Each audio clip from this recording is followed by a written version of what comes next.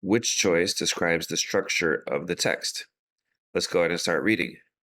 The text is adapted from a 1600s novel. Wow. These two people are neighbors who have been secretly exchanging letters through someone's sister. This person gave the letter to that person, who immediately ran into the balcony with it, where she still found the other person in a melancholy posture, leaning his head on his hand.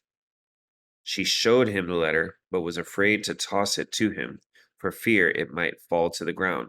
So he ran and fetched a long cane, which he cleft at one end, and held it while she put the letter into the cleft, and stayed not to hear what he said to it.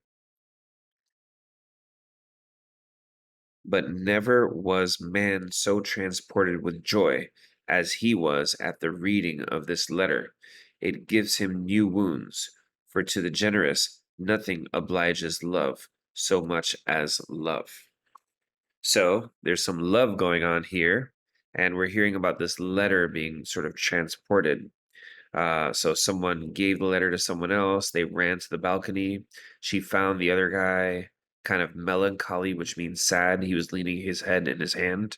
She showed him the letter, but she couldn't toss it to him because it might fall. So he ran and fetched a cane, which had a cleft, and she put the letter into the cleft and stayed not to hear what it said. So she didn't want to hear what he said. But never was someone so transported with joy as he was. It gave him new wounds, which sounds bad, but the next sentence says, nothing obliges love so much as love. So maybe it kind of wounded him in a good way, if that's possible. In other words, maybe made him more sensitive or more emotionally open. So we're hearing about someone super excited to receive a love letter. So let's look at answer choice A. It describes the delivery of a letter, then portrays a character's happiness at reading the letter. That's perfect. B. It establishes that a character is desperate to receive a letter, then explains why another character has not yet written that letter. The letter is written, so we can get rid of B. It presents a character's concerns about delivering a letter, then details the contents.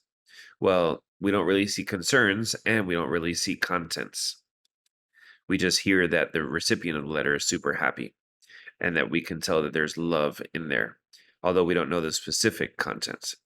D.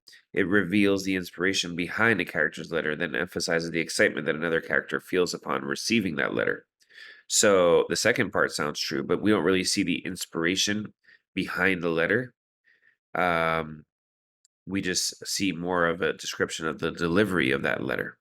So the answer that sounds pretty good here is A.